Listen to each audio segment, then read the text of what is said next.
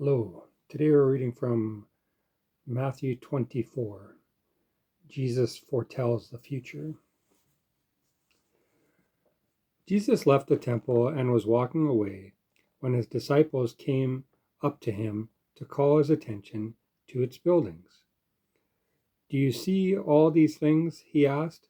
I tell you the truth, not one stone here will be left on another. Everyone will be thrown down. As Jesus was sitting on the Mount of Olives, the disciples came to him privately. Tell us, they said, when will this happen, and what will be the sign of your coming of the end and of the end of age? Jesus answered, Watch out that no one deceives you, for many will come in my name, claiming, I am the Christ, and will deceive many. You will hear of wars and rumors of wars, but see to it that you are not alarmed. Such things must happen, but the end is still to come. Nation will rise up against nation, and kingdom against kingdom. There will be famines and earthquakes in various places. All these are the beginning of birth pains.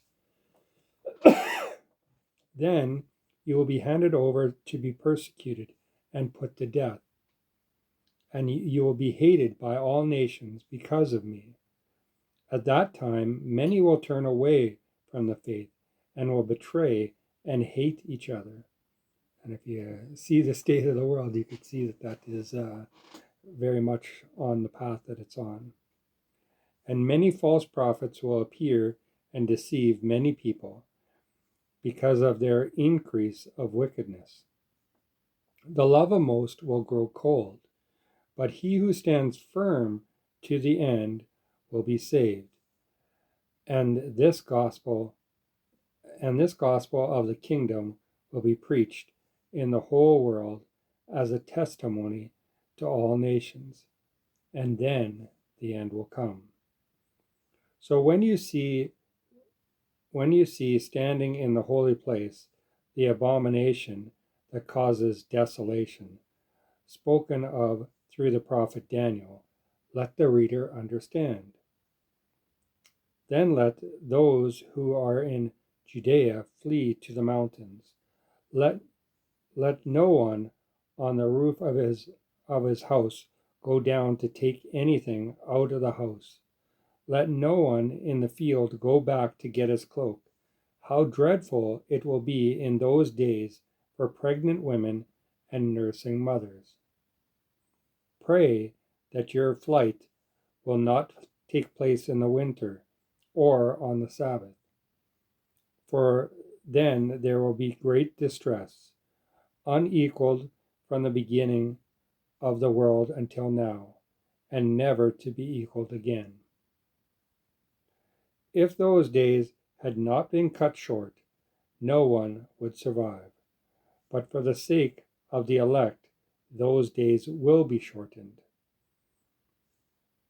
At that time, if anyone says to you, Look, here is the Christ, or there he is, do not believe it. For false Christs and false prophets will appear and perform great signs and miracles to deceive even the elect, if that were possible. See, I have told you ahead of time. So if anyone tells you, There he is, out in the desert, do not go out, or here he is, in the inner rooms, do not believe it. For as lightning that comes from the east is visible even in the west, so will be the coming of the Son of Man. Wherever there is a carcass, there are vultures. There the vultures will gather. So it makes it very clear that when Jesus comes again, that everyone will be able to see him. It won't be that only a few got to see him arrive and then they'll be like, hey, come over here, he's here. No, just like the lightning coming down from the sky, everyone will know that it is happening. Immediately after the distress of those days, the sun will be darkened, and the moon will not give its light. The stars will fall from the sky, and the heavenly bodies will be shaken. At that time, the sign of the Son of Man will appear in the sky, and all nations of the earth will mourn. They will see the Son of Man coming on the clouds of the sky with power and great glory. And he will send his angels with a loud trumpet call, and they will gather his elect from the four winds, from one end of the heavens to the other.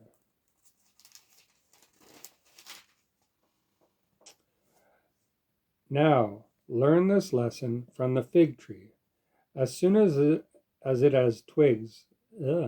its twigs get tender and its leaves come out, you know that summer is near. Even so, when you see all these things, you will know that it is near, right at the door.